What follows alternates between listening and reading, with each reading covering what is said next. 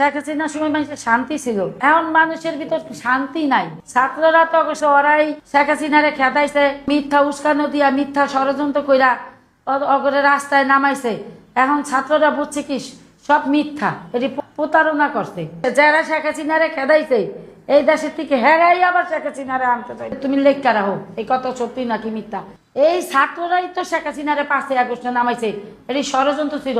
তুমি দেখছো হাসনাত আব্দুল্লাহ, সাজিদ, এটি সব সমন্বয়করা এটি কইছে বঙ্গবন্ধুর বাংলায় বৈষম্যের ঠাই নাই, বঙ্গবন্ধুর বাংলায় বৈষম্যের ঠাই নাই। তারপরেই 5 আগস্টে যখন শেখ হাসিনা এই দেশের থেকে গেল গা, সেনাবাহিনী ইন্ডিয়া পাঠাই দিল, তখন এই বঙ্গবন্ধুর মাথার উপরে প্রস্তাব করছে।